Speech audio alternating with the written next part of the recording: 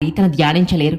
పిల్లలకు మొదట పెద్ద పెద్ద అక్షరాలు దిద్ది పెట్టినట్లే పామరులకు ఏకాగ్రత కుదరడానికి ప్రథమ సోపానంగా మాత్రమే వారు పెద్దలే దైవానికి విగ్రహాలు కల్పించారు. అలా ఏకాగ్రత సాధించాక పరమేశ్వరుని యథాతథంగా ధ్యానించగలుగుతారు. విగ్రహారాధన మందబుద్ధులకు ఒక సాధనమే కాని ధ్యేయం కాదని వారి మతమే చెబుతుంది.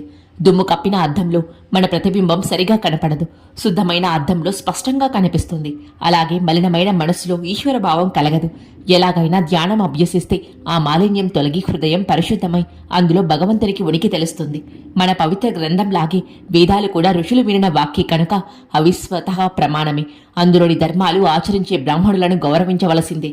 వేదాలు ధర్మశాస్త్రాలు చెప్పినట్లు ప్రవర్తించే మానవులందరూ మన ధర్మం ప్రకారం ప్రవర్తించే వాళ్ల వలనే పూజ్యులు అనేవారు. ఒకప్పుడు విద్వశాన దైవయోగం వలనో కాని ఆ మ్లేచ్ఛరాజుకు తొడ మీద పుండు లేచింది. అది ఎన్ని చికిత్సలు చేసినా తగ్గకపోగా రోజురోజుకు ఎక్కువగా సాగింది. ఆ